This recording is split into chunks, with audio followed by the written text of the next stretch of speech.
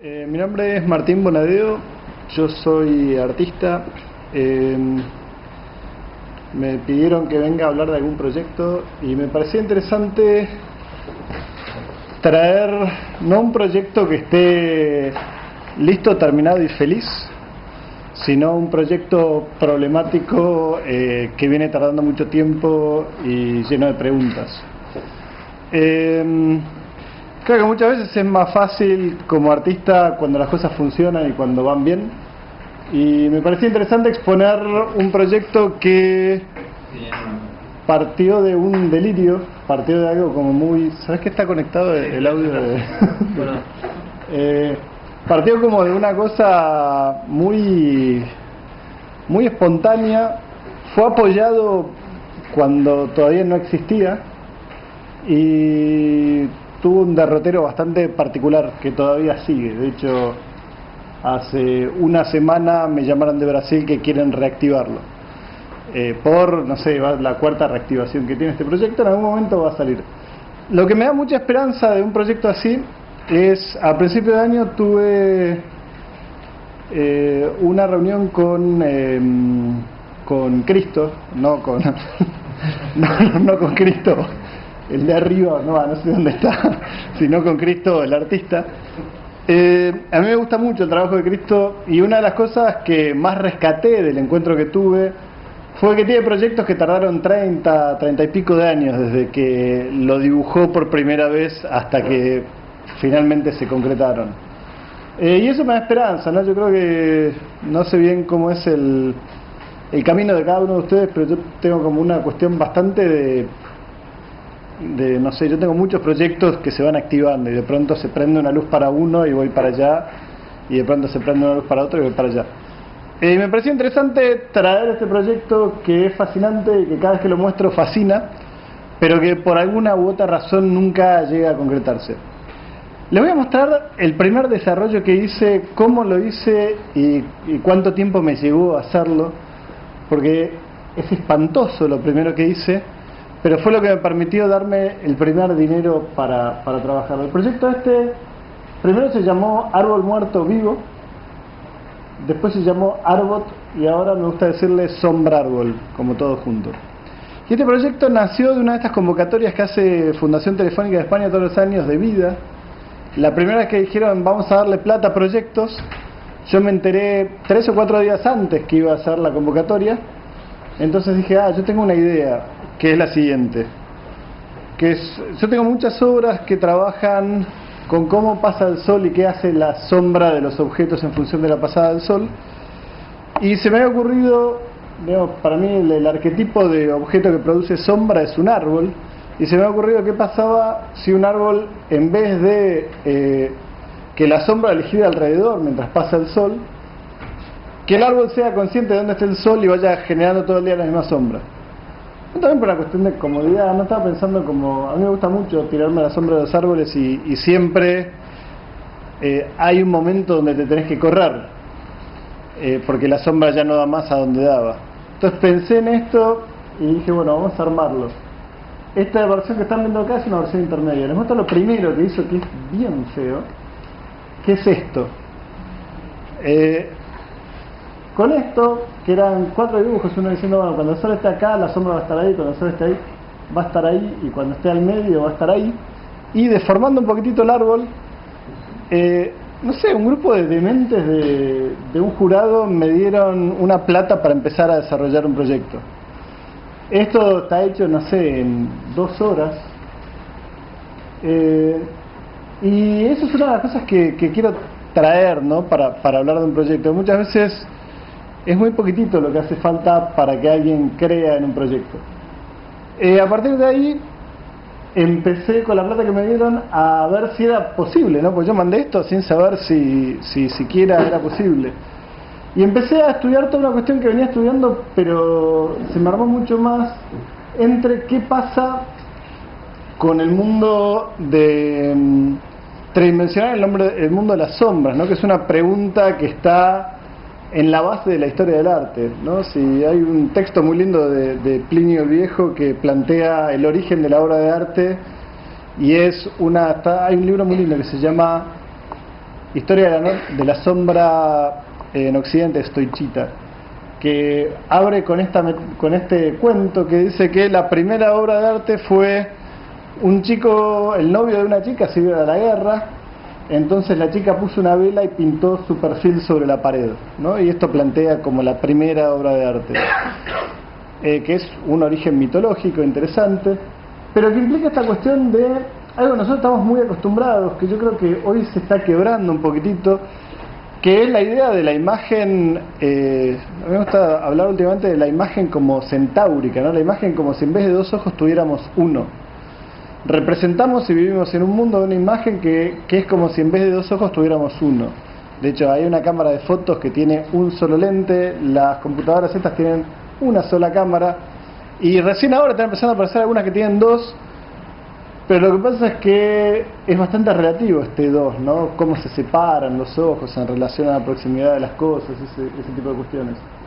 Y acá lo que me encontré es, lo primero que hice fue contraté a alguien que sabía mucho de 3D para empezar a desarrollar el aparato este, y lo que vi es que para generar una sombra el objeto 3D puede tener muchas formas distintas para generar la misma sombra plana.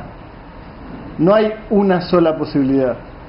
Y acá empezó a complejizarse muchísimo, ¿no? ¿Cómo iban a tener que hacer los movimientos para esto? Lo que empecé a hacer es ¿dónde está mi cursor?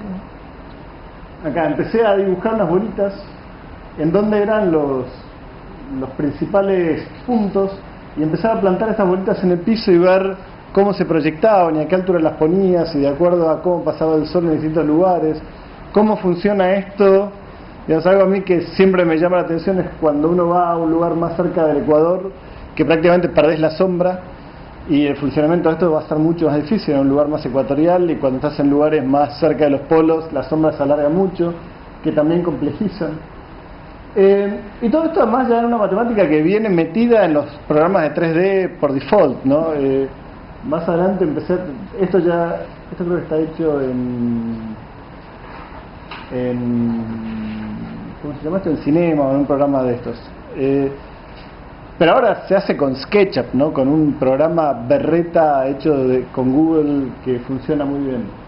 Y empezamos a hacer un montón de trabajos sobre cómo funcionaba esto. En un momento me encontré con esta imagen, que esto es una de las cosas que te permite hacer un programa de 3D que nunca lo había pensado conceptualmente. No sé, acá está. No están las dos, pero bueno. Esto siempre lo muestro con la imagen de fondo, que es esto que están viendo acá. Es el punto de vista, la cámara puesta donde está el sol, que es algo que nunca en la vida se te puede ocurrir, pero cuando haces coincidir el punto de vista del sol con el punto de vista de la cámara, la sombra del objeto está en el mismo lugar. Entonces un poquitito había que pensar esas lógicas para ver cómo se articula, cómo se arma.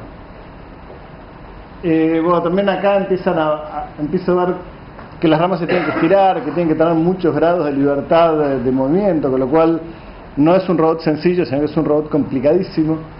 Y mientras más finitas se hacen las ramas, más difícil es meter robots y cables por adentro de los brazos para que se muevan de un modo armónico y como quiero. Pero empezamos a trabajar, hicimos un montón de pruebas y terminamos, los primeros 3 dibujos terminaron en esto, ¿no? En estas 3 formas. Estas ya son formas reales, ¿no? Acá ya la sombra que se ve en el piso, que se mueve un poquitito, pero está casi igual, parte del objeto ese. Con lo cual acá ya estaba la demostración de que se puede hacer, es posible físicamente. Y ahora venía la tercera etapa, que es si es posible económicamente, ¿no? Que todavía no fue posible económicamente. Empezamos a hacer muchas pruebas, ¿no? Fíjense, desde este ángulo es como muy lindo. Fíjense lo que les pasa a los postecitos, ¿no? Pusimos una serie de postecitos alrededor para que se vea lo que van haciendo las sombras y lo que hace la sombra ahí. Y esto es una animación del bicho moviéndose. No, perdón, esto es una animación de cómo sería lo común que pasa si no se movería. Y esta es una animación ya del bicho moviéndose. Este movimiento que vemos acá implica un montón de torsiones, los brazos se van estirando y acortando, se van moviendo muchísimas cosas. El primer prototipo, de eso no traje nada, pero un primer prototipo en el que estuve trabajando, y ese funciona, y ese es bastante fácil de hacerlo funcionar, es un reloj de sol con una sola aguja. Y esta aguja se estira y se va moviendo. Y es interesante porque al final empezamos haciendo un montón de complejidades de cómo iba a ser la forma de esto, y terminamos viendo que con un motor que funcione como un reloj puesto sobre una plancha y simplemente variando la velocidad ya se logra hacer que todo el tiempo dé la misma hora, por ejemplo. Esto ya está armado, no traje nada de eso, me olvidé de traer eso. Y acá empezamos a ver este tipo de cosas que es, por ejemplo, con un movimiento así también genera las mismas sombras. No, ahí está pasando de un movimiento a otro que genera la misma sombra, con lo cual el árbol podría ser más, mantener más la forma de árbol durante todo el movimiento, o variar y transformarse en una cosa mucho más amorfa, pero que la sombra siga siendo lo mismo. Y ahí empieza a aparecer como un montón de cuestiones que tienen que ver con miedos ancestrales y con lo siniestro que hay en las sombras, ¿no? ¿Qué es lo que está produciendo esta sombra? Sombras que por ahí se ven muy perfectas, el objeto que las genera puede ser algo mucho más amorfo o algo mucho más quieto, ¿no? Acá empezamos a ver un poquitito qué tipo de materiales íbamos a necesitar, cómo se tenían que mover. Y básicamente estos son todos pedacitos de un video que hice para ir y mostrárselo a alguien que me diga, bueno, ok, te pongo la plata para hacerlo. Y apareció, justo me junté con Peter Weibel, que es el director del ZKM en Alemania. Le mostré el proyecto y me dijo, buenísimo, yo estoy curando una bienal en Sevilla. Sevilla además es una ciudad que tiene mucho sol, lo cual venía bárbaro. Esto fue en 2008. Entonces me llegó esto, que es un mapa de Sevilla con todas las posibles plazas y emplazamientos donde se podría haber puesto el árbol. Lo que me dijo Peter Weibel, que ahí yo creo que fue donde se arruinó esta posibilidad, fue: yo estaba pensando en un árbol que fuera un poquitito más alto que yo, ¿no? 2 metros, 2 metros y medio. Y Peter Weibel me dijo, yo lo quiero de 16 metros de alto. O sea, quiero un árbol. Sí. Con lo cual, de un presupuesto de, creo que eran $50.000, se pasó a uno de 350.000 euros, ¿no? Como, ¿por qué? Porque ya implicaba hidráulica, implicaba cosas mucho más complejas. En el medio se involucró una universidad en Sevilla, se involucró gente de Bosch, empezamos ya a cotizarlo, ya venía todo muy bien. Empezamos a ver, uno de los lugares era un patio de árboles de naranjas, y yo iba por esto, para llevarlo a un árbol de naranjas. No es un árbol muy grande, y en Sevilla me parecía lindo poner un árbol de naranjas, digamos algo que muy un árbol de naranjas, pero no, Peter Weibel decía, no, yo quiero uno más grande. Yo le seguía mostrando árboles de naranjas y decía, mirá qué lindos son. No, él quería uno gigantesco. Esta es como una primera medida, y al final se decidió poner en esta plaza, que es una de las plazas centrales de Sevilla. Y acá algo que fue como muy lindo, que fue empezar a analizar cómo iba a pasar el sol en esa plaza durante un tiempo, ¿no? Y empezamos a ver a dónde habría que ponerlo y a dónde no, y hacer un montón de proyecciones de tamaños y cosas. Y de pronto cuando... esto no sé por qué está acá. Ya sé por qué está acá. Y de pronto cuando ya estaba todo para empezar, cayó la crisis del 2008, la Bienal de Sevilla se quedó con un décimo del presupuesto que iba a tener, y miraron así la lista de proyectos y dijeron 350.000 euros. No, trae una horita chiquitita, y se cayó. No, participé en la Bienal, pero con una obra ya hecha más chiquita. Y es interesante también como la idea de mostrar, es un proceso abierto de cómo estas cosas se caen y se va a caer y se va a seguir cayendo. Después tuve un intento hace 1 o 2 años en Proa. Esto que ven acá es un volumen del edificio de Proa, hecho también en SketchUp muy rápido. Proa mira al sur y tiene solamente una esquinita, no sé si ubican el edificio nuevo de Proa, pero tiene una esquinita que es la esquinita de donde está el bar y tiene una terracita, y esa esquinita tiene norte. Este proyecto necesita norte para tener una buena pasada de sol. Entonces, ahí hay norte, se lo vamos a presentar. Entonces hice esto que muestra cómo, si lo pongo ahí en la esquinita, va a tener sol todo el día. Yo quería prototiparlo, aunque sea. Armé un nuevo proyecto que se llamaba Arbot, y lo que hice fue, hay un arbolito que es un fresno que está enfrente de Proa, esto está sacado de adentro de Proa. Hice una síntesis de este fresno que está ahí adelante. Ahí no sé si ver bien el contraste, pero empecé a dibujarlo. Entonces una de las ideas era que este síntesis esté ploteada sobre el vidrio, cosa que entres y veas, esta es la síntesis de este árbol, y plantarlo ahí. Planté estas propuestas, dije, bueno, ¿cómo lo construyo ahora? La idea era, dije, bueno, ok, lo hacemos, y me dijeron, bueno, sí, pero no tenemos plata. Conseguí a alguien que lo que me dijo, bueno, ok, yo te financio una parte, y con lo que me financiaba me daba para hacer un prototipo que no se movía, pero por lo menos empezaba a tener forma. Y me basé en estos muñequitos, desarmé uno de estos muñequitos, vi cómo estaba hecho, y junto con una persona empecé a armar un proyecto que era desarrollar el árbol de frente, una síntesis del árbol de Proa en esta escala, con todo, digamos, la telescópica y todo lo que necesitaba, salvo la motorización, que era lo más caro. Pero por lo menos para ver si ya en 3D funcionaba, para ver si en físico funciona. Empezamos a armarlo, estas son las partes, lo fuimos armando de a poquitito, y este es el arbolito que quedó.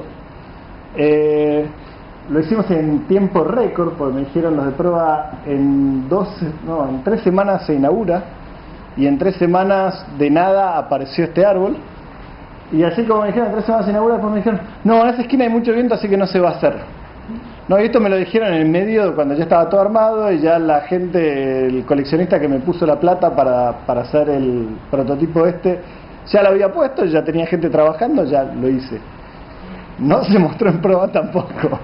O sea que es una historia de un fracaso continuo. Pero esto me sirvió para este arbolito que gira y se mueve y tiene todos los movimientos que tiene que tener.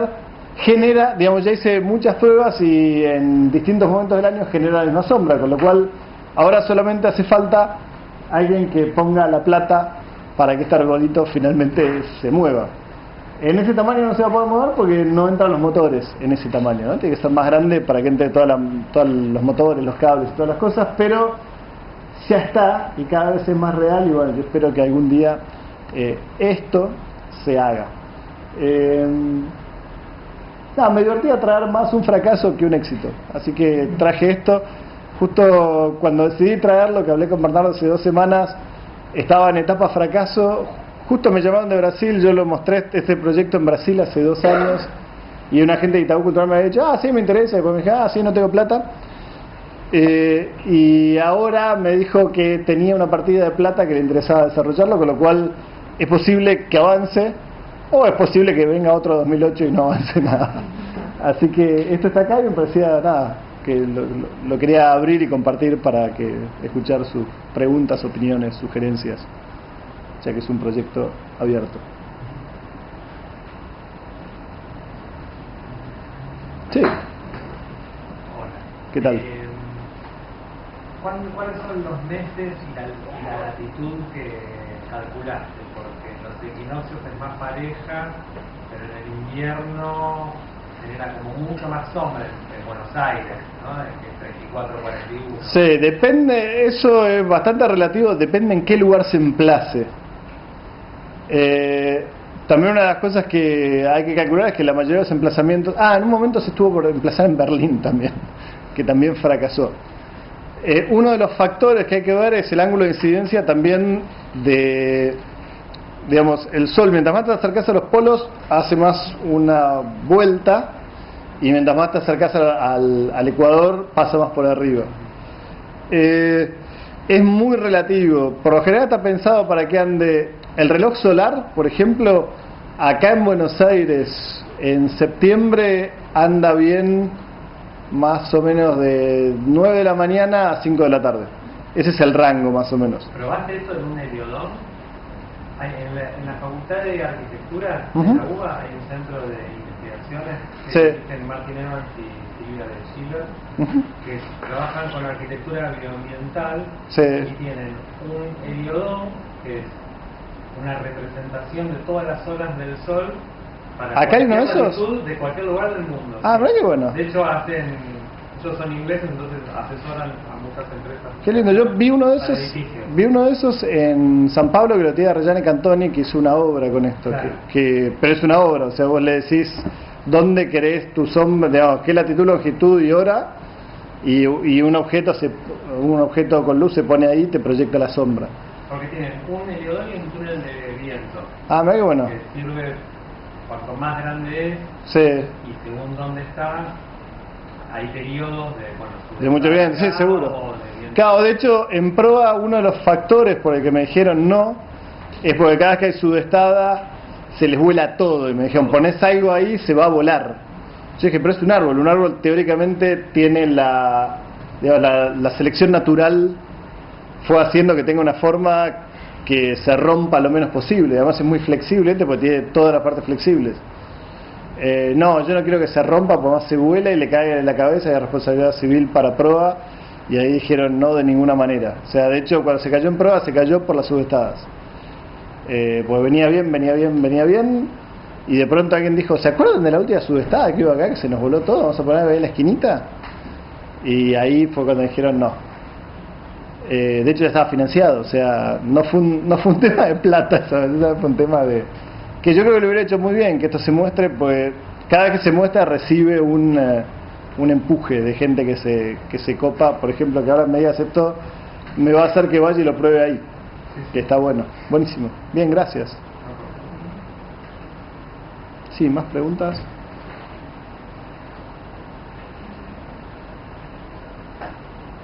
¿Alguna vez, qué tal? Sí. Te preguntaste, por ejemplo, qué pasaría si fuese con hojas tupidos, por ejemplo? ¿Cuál sería más fácil, más económico y más realista por ahí? El árbol, si fuese una sombra más homogénea, con una masa. Me interesaba mucho que estuviera muerto el árbol, digamos, como desde lo poético, ¿no? Como la imagen de un árbol muerto que se mueve. Me da como esta cuestión de zombie. De hecho, el primer nombre era Árbol Muerto Vivo. Si empezás a trabajar con la copa del árbol, empieza a ser muchísimo más complejo, además.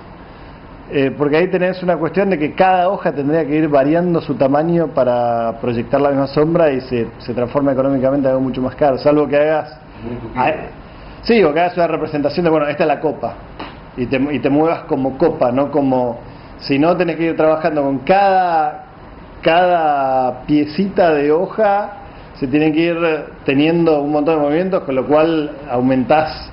A ver, esto tiene una cantidad de ramas que es como la mínima cantidad de ramas para que se lea árbol y no se lea otra cosa. Si tiene más, sobre todo, las tres de abajo son una pavada. A partir, digamos, de acá, empieza a ser muchísimo más compleja toda la robótica y todo lo que va por adentro. Digamos, el tronco, moverlo es fácil. Acá tengo una bocha de este tamaño, en la escala que estoy pensando, con lo cual puedo meter muchas cosas. Y a partir de acá ya tengo que empezar a meter micromotores con una potencia tremenda, que son muchísimo más caros. Y ya las palancas son bravas. Si haces eso con hojitas, a ver, sería maravilloso, ¿no? Pero ahí sí que necesito una super archifinanciación. Sí, te Yo me escucho. refería igual a algo que sea muy, muy, muy tupido, o sea, que ya sea como una masa. Claro, pero ahí sí, podría ser, qué sé yo, pero ahí yo caía en una imagen más de un árbol infantil, y me interesaba más que fuera, no sé, de hecho estas primeras que eran con un metalizado me interesaba más que fuera como una especie de Terminator, ¿no? Como esa cosa de una cosa que no se quiere morir, que está ahí. Después lo pasé a madera y creo que viví un poquitito más en madera que en... De hecho me gusta mucho más como quedó realizado en madera que los primeros prototipos acá que los habíamos hecho en un titanio cromado, una cosa así estamos pensando. Sí. No, quería preguntarte si por ahí no habías explorado un poquito en el tema de automatizaciones y de robótica, digamos, por ahí otras soluciones posibles, porque a lo mejor, digamos, vos estás, no sé si es el caso, ¿no? Pero a lo mejor vos, digamos, estás tratando de extrapolar, digamos, de lo que es la robótica industrial, ¿no? Que es una robótica muy robusta y muy pesada, que por ahí para una cosa como esto no es necesario, ¿no? Entonces a lo mejor podés encontrar soluciones, digamos, de automatización y de robótica más livianas, más simples, más... Sí, con lo que estoy trabajando, los prototipitos que tengo... especialista en el tema, ¿no? Pero están hechos con automatización de hobbies. O sea, con lo que tiene adentro un avioncito, porque además son chiquitos y livianos, digamos, el que te mueve un flap de la cola de un avión o cosas por el estilo. O sea, el tipo de motorcito, lo que pasa es que ponerle que mueve el tronco no puede hacer uno de esos porque no tiene el torque suficiente para bancarse el movimiento ese. Ahí ya necesitas un motor más industrial. La idea ahí es que vas teniendo distintas escalas. Esto tiene 3 escalas de motores. Tenés el motor que mueve el tronco, que es una bestia. Tenés el motor que mueve los motores que mueven estas 3 ramas, que son bastante más fuertes, pero ahí ya están en escala hobby, a la escala que lo estoy pensando. Y los otros 3 que son más chiquititos, esos son como más sencillos. Pero sí, y todo también controlado por la misma electrónica, que ahí también es como todo un tema, encontrar un PLC que te controle tantos niveles distintos. Que hay, pero es toda una historia.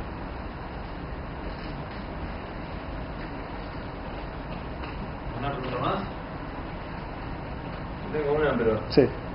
en realidad me quedé pensando, como me dijiste que eras artista, entonces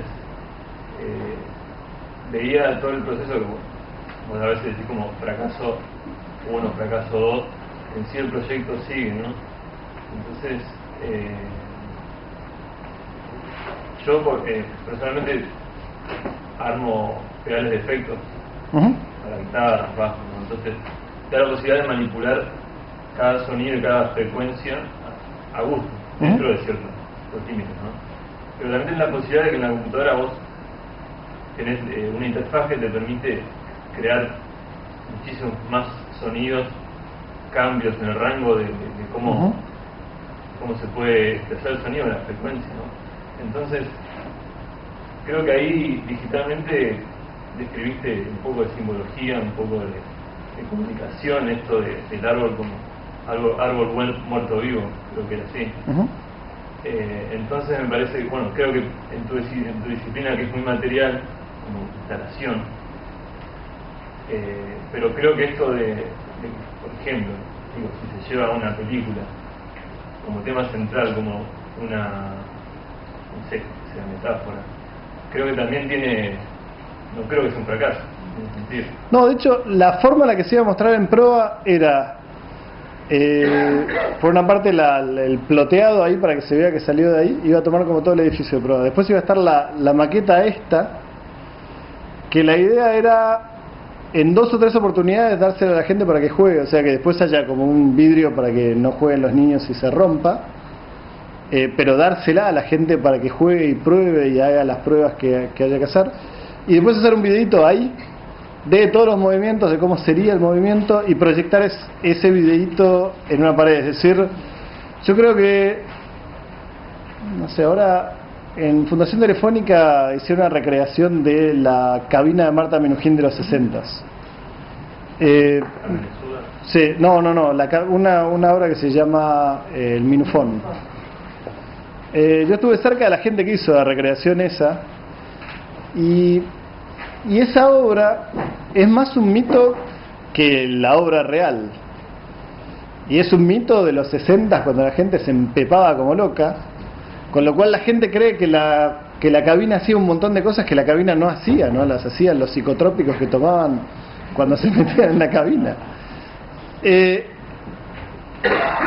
Y hay como 2 cosas en paralelo, ¿no? Que yo siento que con esto y venir a contar este proyecto, yo sigo alimentando el mito de este proyecto, que los mitos son mitos hasta que se realizan, ¿no? No sé, Julio Verne escribió De la Tierra a la Luna y después no me sabe el nombre del cineasta que hizo a principios del siglo, que hizo el... ¿Cómo? Méliès, que hizo ese plan interesantísimo de llegar a la Luna, y de pronto, bueno, no sabemos si fue un montaje o no, pero alguien llegó a la Luna o no, siguen alimentando el mito. Y la idea con estos proyectos yo creo que es como irle echando leña a un mito que a mí me encantaría ver y que seguir consiguiendo locos que digan, ok, hagamos que funcione. Pero es complejo, digamos, no es simple. Y en el medio vas haciendo cositas que van funcionando, ¿no? Es una pena que no les haya traído el relojito de sol que hice. Pero el relojito de sol anda perfecto y es una pavada, digamos. Pero ¿qué pasa? Es un solo motor. Es controlar la velocidad a la que se mueve un reloj. Y eso es mucho más fácil, ¿no? Por decir, bueno, movete tanto, después te mueves más rápido, después te mueves más despacito de vuelta y ya está. Esto es mucho más complejo. Entonces, digamos, son pasos y está bueno lo que me decís como de... que igual vos decís que en una máquina, con lo que se refiere a sonido, vos tenés una cuestión de... como un poco... Hablaba de materializarlo o cómo se muta o muta. Sí, pero hay efectos que la computadora los emula y no son iguales, ¿no? Siempre el analógico va a ser más fuerte, el material es más fuerte. Lo que tiene bueno esto es que sí me dio la pauta de que se podía hacer. O sea, yo pasé por esta etapa antes de construir el prototipo para saber si el delirio que tenía en la cabeza era real o no. Yo se lo mandé a la Telefónica y los Telefónica me dijeron buenísimo, hacelo, y me dieron una plata mini para empezar. Me sirvió para ver que sí se puede hacer. Pero para mí no es un video. Digamos, los videos son materiales de apoyo para ir dándole realidad al proyecto y que en un momento se haga. Bueno, muchas gracias. No, gracias a ustedes.